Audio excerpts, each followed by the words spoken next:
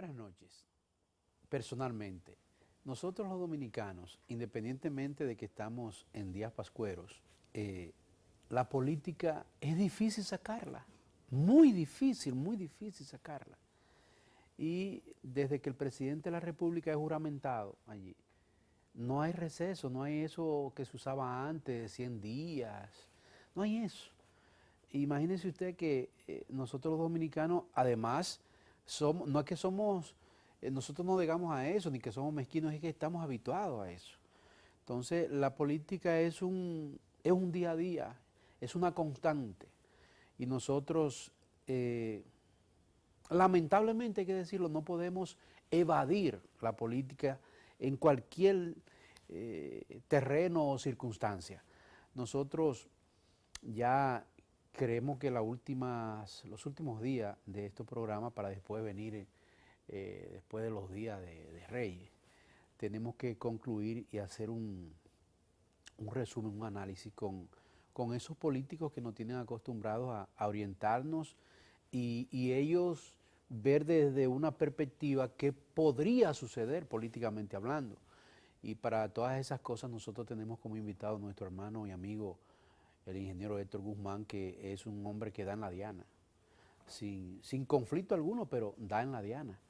Y en apenas segundos vamos a conversar con nuestro amigo y hermano ausente mucho tiempo aquí en su casa, Héctor Guzmán.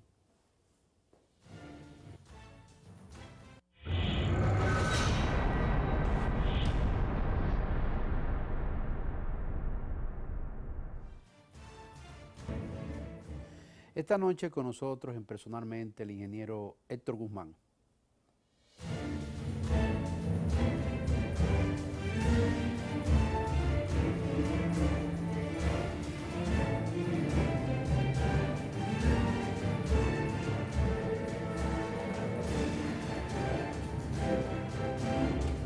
Mi querido hermano Héctor Guzmán. Saludos, hermano. Que nos tenía abandonado. Un poquito.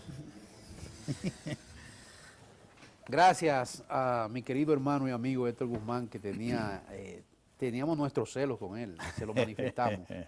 Héctor, agradecido que esté con nosotros. El gusto es mío, hermano. Estamos aquí en confianza. Sí, O sea, que estaba un poco lento en la actividad, pero ahora vamos a cerrar esta semana para ya después del año entonces comenzar intensamente. Decíamos, Héctor, que independientemente de que son los días de Navidad, el país siempre está en política, nunca deja de estar en política, Semana Santa, diciembre, en todas las fechas. Y déjame decir, tradicionalmente los dirigentes de los diferentes partidos hemos planificado que a partir del 15 que se establecen la tregua. O sea, antes del 15 tú te dedicas a actividades internas y ese tipo de cosas, y después del 15 uno deja de cansar a la población para concentrarse en la actividad navideña. Héctor, eso es lo que tradicionalmente hemos hecho. Tú que has estado involucrado en tantos hechos históricos, políticamente hablando, y he estado involucrado con los grandes líderes políticos, independientemente de la edad tuya, que uno podría decir, bueno, el hombre tiene 80 y pico de años. Porque comencé joven. Que esto comenzó muy joven y ha tenido la dicha y la virtud de estar dentro de ese liderazgo fuerte en la República Dominicana. Y gracias a Dios tenemos a esto para que nos oriente y que él, desde su punto de vista, nos analice la perspectiva y los conflictos que hay a lo interno de todos los partidos. ¿Cómo tú ves esta convulsión política, Héctor? Mira, estamos terminando el año 2017 y viendo el panorama político nacional hay que verlo en dos aspectos. Los conflictos internos que hay en casi todos los partidos, que yo he dicho, con excepción del PRD, que es donde prácticamente no hay conflictos internos en este momento. Pero usted va al Partido Reformista, está ante el Tribunal Superior Electoral, 2 asambleas, te va al PLD, vemos lo que está pasando, te va al PRM, también la situación, postergada para febrero, su situación interna.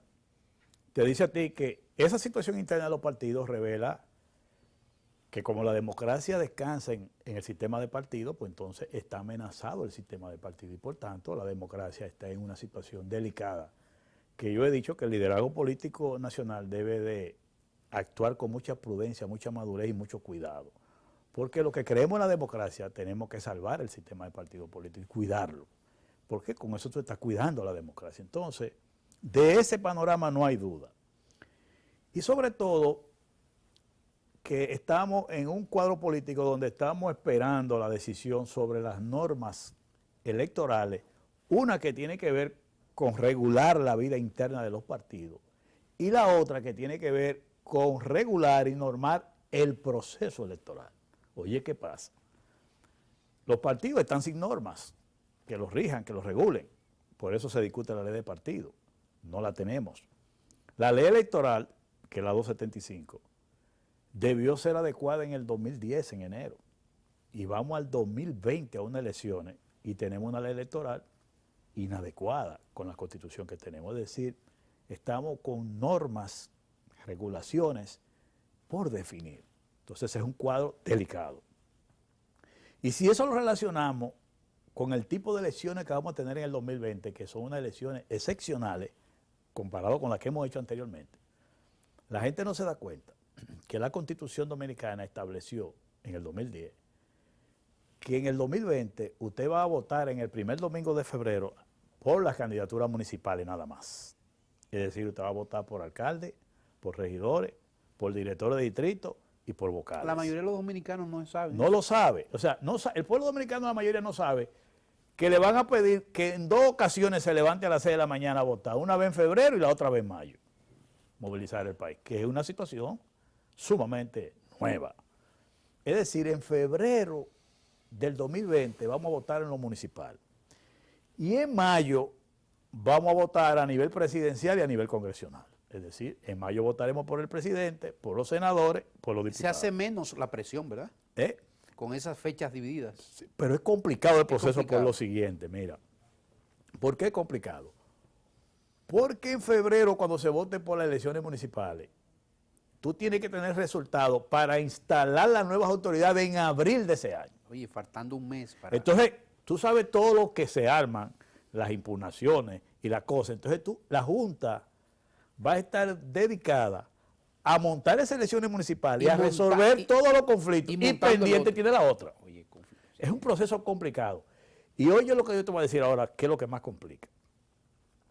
Es que la ley que establece el voto preferencial, que lo estableció para legisladores, ahora también lo está poniendo para esa fecha, para lo municipal. Oye, pero...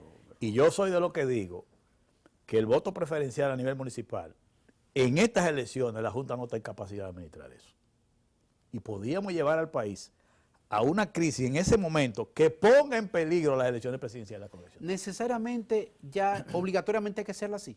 No, No se puede tomar una decisión de que... Nosotros reversa. Nosotros hemos estado planteando que eso se modifique, que se elimine el voto preferencial a nivel municipal, porque es que no estamos en capacidad de administrarlo.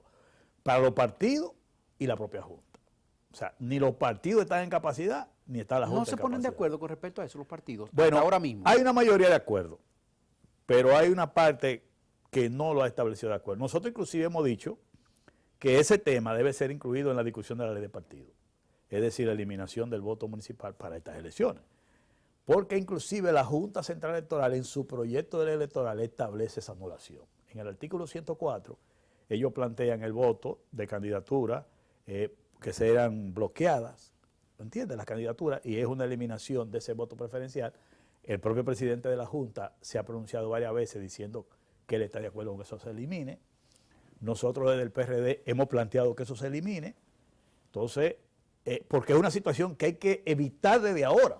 ¿Y el PLD, cuál es su postura? Tienen diferencia en esa posición interna. Tengo la información de que la ala de Danilo Medina, el sector de Danilo Medina, hasta ahora no ha manifestado que esté de acuerdo o no. Pero la información que tengo es que el sector de Leonel Fernández sí está de acuerdo en que se elimine eso. Pero eso tendrán ellos que fijar posiciones. Pero más o menos esas posiciones se han conocido a nivel de la Comisión Bicameral en el Congreso Nacional de que hay esas opiniones. Ahora, nosotros desde el PRD somos partidarios de la eliminación. Y hemos dicho que esas son de las cosas que hay que resolverlas ahora. Porque eso representa para la Junta un dolor de cabeza, que tú tienes que despejarlo desde ahora. Porque perdón, Héctor, y si es un dolor de cabeza para el árbitro. Imagínate. Porque el árbitro teme a la situación. Le tiene miedo, porque oye, en las elecciones pasadas... Ese es el árbitro que tiene miedo. Oye, en las elecciones pasadas, el voto preferencial se aplicó para los diputados nada más. Y todavía en agosto se juramentó un diputado ahí de Pedernales, que después que se juramentó lo cambiaron porque no fue el que ganó, fue otro. Exacto, sí. Para que tú veas la actuación del Tribunal Superior Electoral. Exacto, para que tú veas hasta dónde llegaron las impugnaciones y nada más fueron eligiendo 190 candidatos. A nivel congresional y a nivel municipal se estima que habría que, mira, 1.067 regidores más 730 vocales, es decir, estamos hablando de casi 2.000 cargos que irían a una competencia de voto preferencial. Eso sería una catástrofe parecida al enfrentamiento que hay en los partidos para escoger los presidentes de los ayuntamientos. Pero que estamos diciendo que si es difícil para la Junta, a lo interno de los partidos, eso sería el canibalismo político. Entonces, uno que tiene la experiencia, que conoce eso y sabe cómo ha pasado esa cosa, desde ahora estamos advirtiendo y estamos diciendo, señores, resolvamos eso ahora. Y ese señor, que es el presidente de la Junta, él tiene el temor y creo que es válido. Pero claro, es válido. Claro, no. Oye, casi todas las veces que se ha hecho el voto preferencial, que se ha hecho de manera administrativa, la última vez fue que se hizo por ley, la propia Junta, cada vez que lo ha hecho, ha postergado el municipal. Lo ha postergado, la misma Junta dice, bueno, vamos a hacerlo a nivel de Congreso, pero lo municipal lo dejamos para después. Y la propia ley que se aprobó ahora, cuando se estableció el voto preferencial a nivel de legisladores, hay un párrafo que puso para el 20, no para el 16, lo municipal. Lo que te dice a ti que siempre se le ha estado huyendo a ese tema porque es un tema muy difícil. Además, como tú dices, las presidenciales están muy cerca. Están muy cerca. Se llegaría a conflictos junto con las elecciones. Pero oye, que te dice que tú vas a votar en febrero y en abril hay que juramentar las autoridades. Y todas esas impugnaciones que se produzcan ahí, ¿tú crees que la van a conocer en el mes de marzo? No. Esos conflictos en tribunales. Pero estamos hablando de 2.000 candidaturas. Si con 190 candidaturas tú tuviste conflictos que llegaron hasta agosto, en las elecciones pasadas de los diputados, ¿qué tú vas a esperar en 2000? Creo que se puede llegar a un consenso. No, yo creo, oye, sí. yo creo que esas son de las cosas que yo he dicho que el liderazgo político dominicano tiene que decidir. No podemos darle largas a cosas. Mire, vamos a poner la cosa en su sitio. Vamos a ir, como quien dice, despejando ruido al proceso electoral. Así como hay que definir la ley de partido, que está en algunos temas, ese es un tema que tenemos que definirlo ahora. Cuando se conozca la ley de partido hay que incluir ese tema, porque ¿qué pasa? Cuando se habla del tema de las primarias abiertas, si tú vas a una primaria abierta, en los partidos, tú estás yendo a un voto preferencial, porque la gente está votando individualmente por cada persona, y de acuerdo a los votos que tú obtengas, entonces así te inscriben en la boleta y ya tú, como fuiste a unas elecciones casi de tipo preferencial, no tienes que volverte a someter otra vez a eso. Eso es lo que estamos planteando.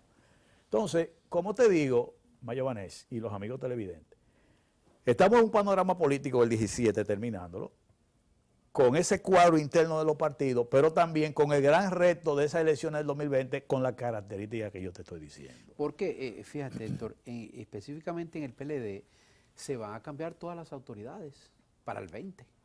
Lo que no se sabe es para qué fecha del 20 que se cambiaría. Porque dijeron el 20, pero no dicen cuándo. Si es antes de las elecciones o después de las elecciones, cosa que yo lo veo difícil. Yo veo difícil que ellos el 20 hagan eso. Porque antes de unas elecciones nadie se va a meter en un debate interno. Y después que pasen elecciones, muy difícil que la gente se meta en ese mismo año en eso. Yo estoy casi seguro que lo pusieron para el 20, pero es muy difícil. Lo que hemos vivido esos procesos en los partidos. Después que pasan las elecciones, mira, si gana, la gente contento lo deja mucho para después del proceso. Y si pierde, la resaca. Además, el Partido de Liberación Dominicana, Héctor, sabemos que hubo menos conflictos y menos desgracia por las reservaciones de las candidaturas. Ese es uno de los temas, mira.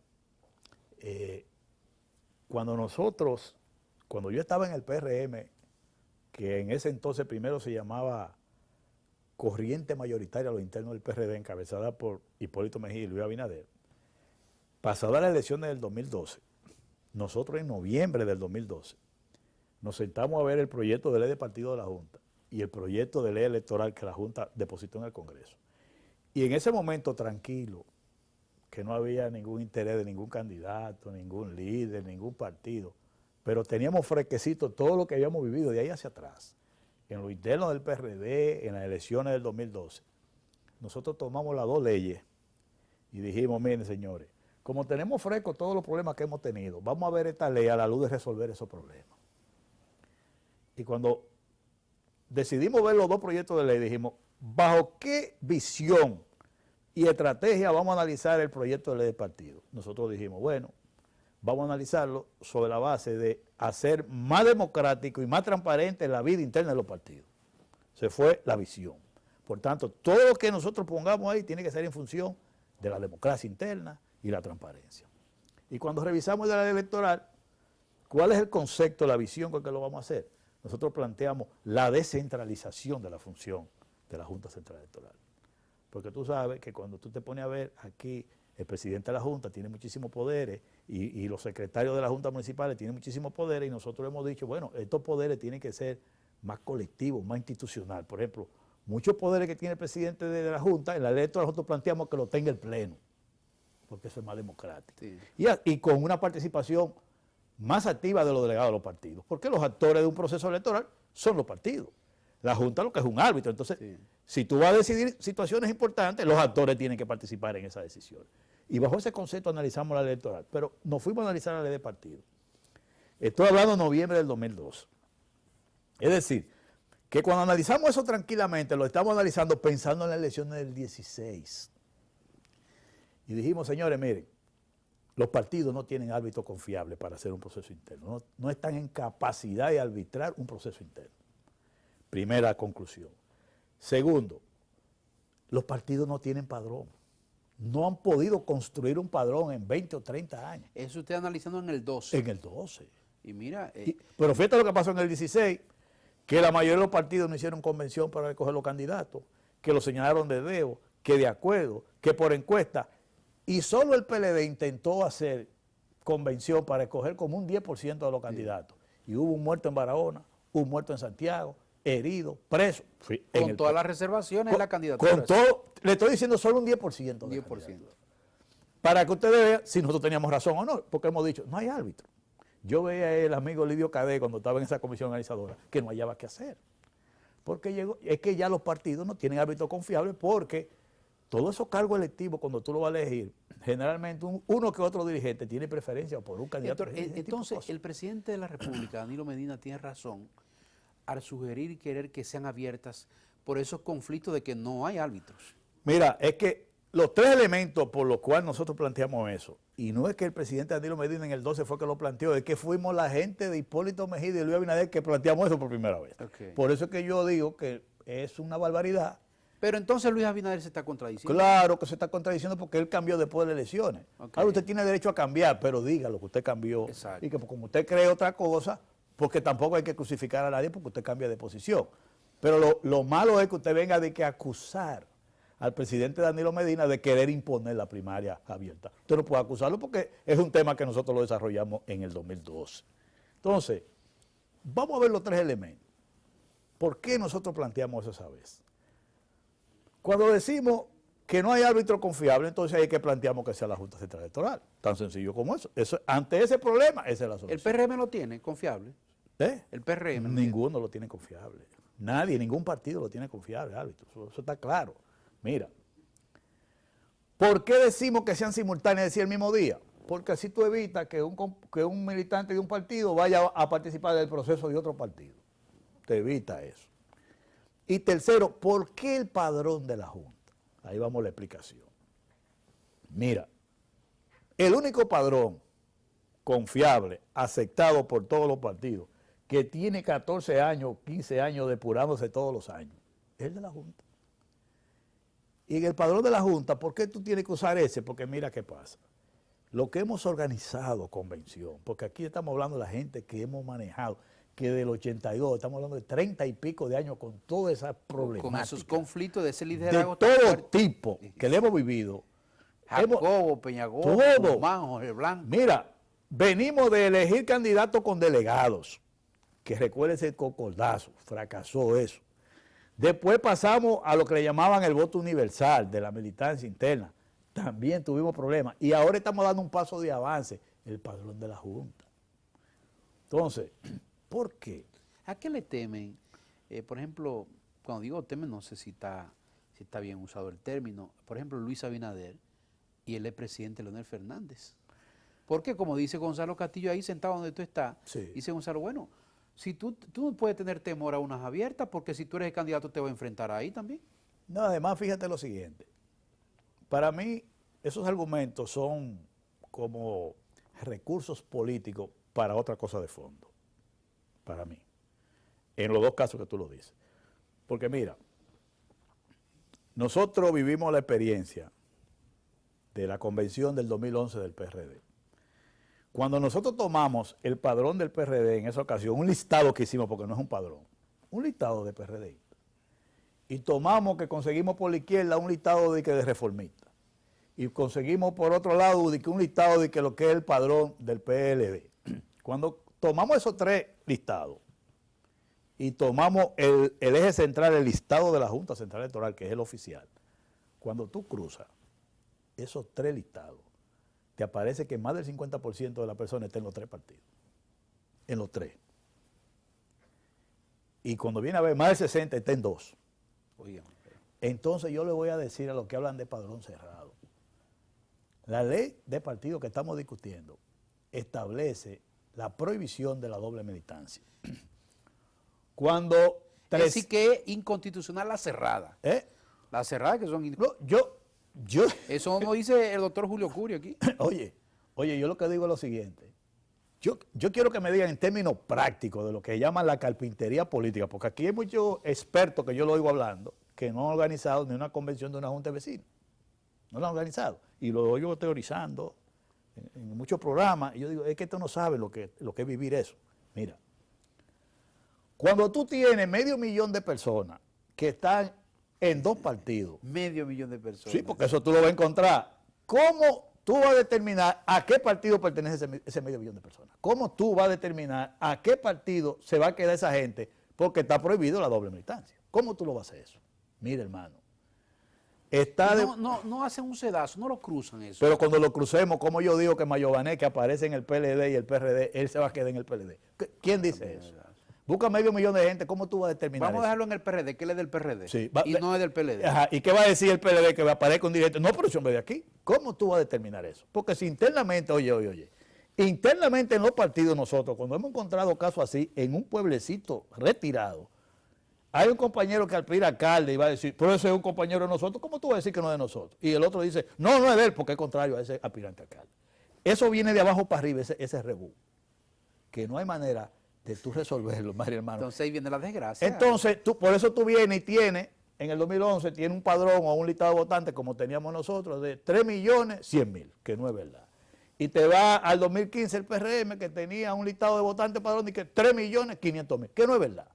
Entonces, la única manera que tú tienes para que una persona, un votante, diga o esté claro a qué partido pertenece, es el día que él va a votar ahí, porque ahí es el personal que va a decir, voy a votar por los PRDistas, o voy a votar por los reformistas, o voy a votar por Y no puede votar dos veces. Y no puede votar dos veces. Es la única manera, porque es la voluntad de él la que va a decidir de qué partido es. En ese momento, porque tú sabes que aquí hay una población votante que es flotante en cada elección. Sí, sí.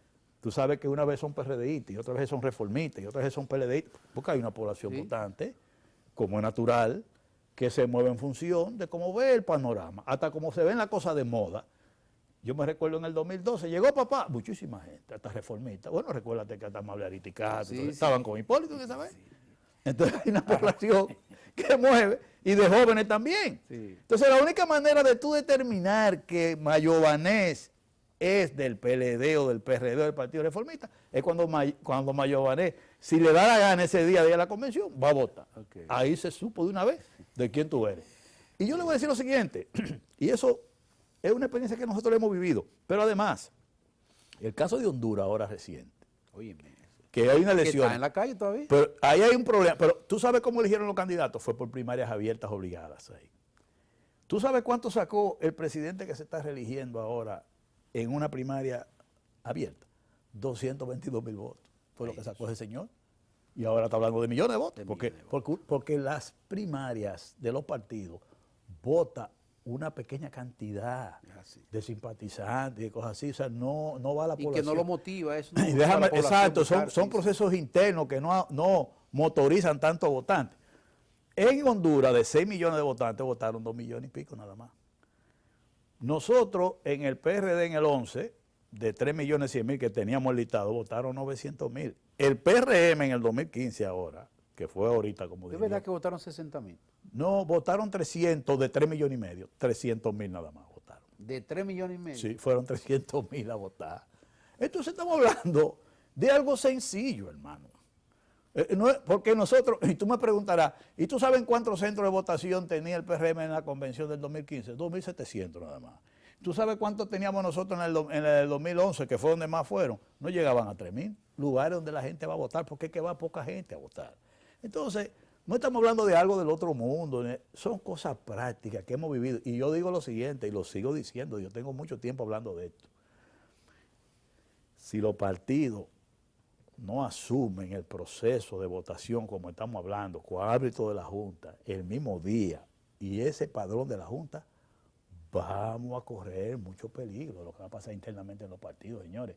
Es que ya hasta un aspirante a un vocal del distrito más apartado, es una cosa de vida o muerte casi. Y cuando tú pones una comisión organizadora interna de un partido, te dan los resultados, nadie pierde por un 2%.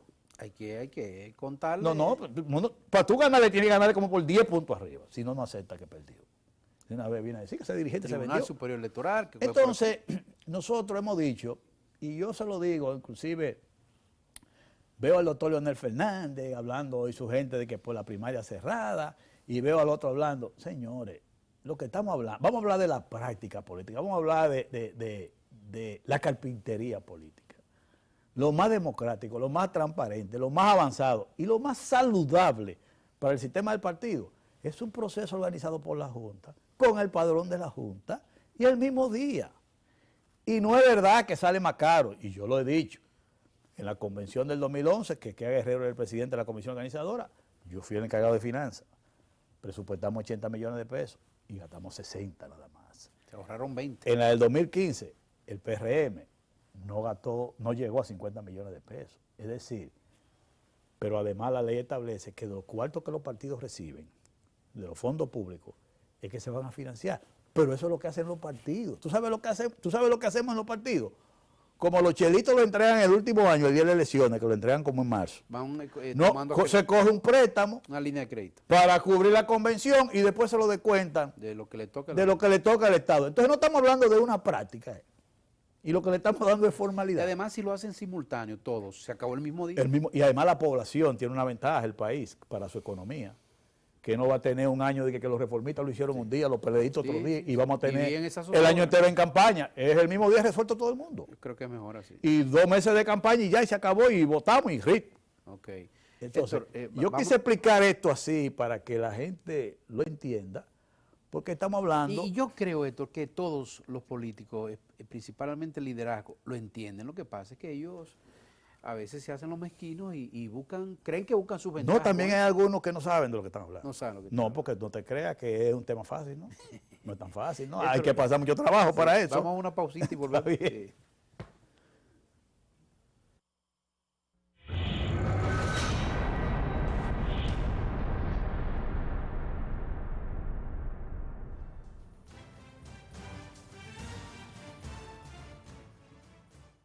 Continuamos con el ingeniero Héctor Guzmán, que es cátedra lo que da Héctor Guzmán.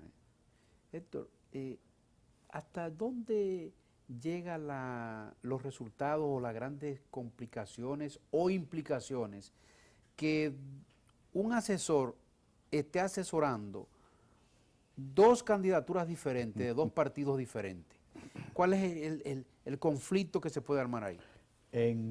En cualquier manual que tú busques de campaña, eso es inaceptable, porque se supone que tú contratas un asesor y tiene que obedecer lealtad a ese solo candidato. Es más, inclusive son contratos con exclusividad, tú no puedes servirle a otro candidato. Eso es así.